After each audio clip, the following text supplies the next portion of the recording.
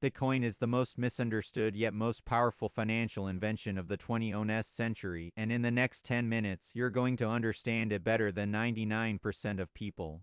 Forget the hype, forget the scams, forget the noise. Bitcoin is simply the world's first digital money that nobody controls.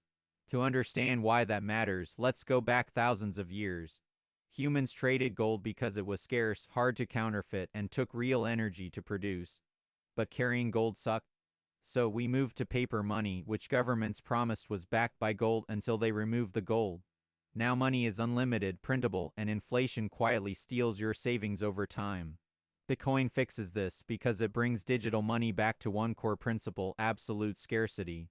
There will only ever be 21 million Bitcoin, not one more, not one less, and no president, no bank, no billionaire can change that.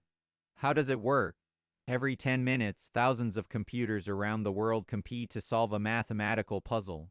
The winner adds the next block to Bitcoin's public ledger, the blockchain. This process, called mining, makes Bitcoin incredibly secure because altering the blockchain would require redoing the work of the entire global network, something practically impossible. But here's the twist most people don't know: Bitcoin is not stored on your phone or your computer. Bitcoin is just a record on this global ledger, and your wallet is simply the key proving that certain Bitcoin belongs to you. Lose the key, lose the Bitcoin, just like losing cash. But keep the key safe. No bank can freeze it. No government can seize it. No company can lock you out. Bitcoin is freedom money. And that's why people in inflation-hit countries, unstable economies, or under strict governments flock to Bitcoin long before wealthy nations realize what's happening. But Bitcoin's genius goes deeper. It becomes harder to mine over time through a programmed event called the halving, which cuts new supply every 4 years. This creates a supply shock, and historically, every halving has triggered massive bull runs. Not because of hype, but because Bitcoin follows pure math, pure scarcity, and pure market supply and demand. It's not controlled, it's not managed, it's not manipulated by printing presses.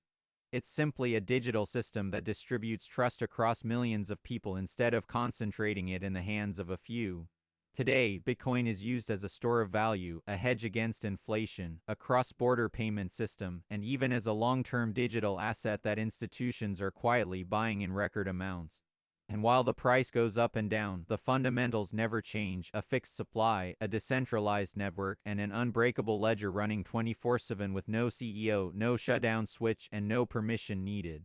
So the next time someone asks, "What is Bitcoin?"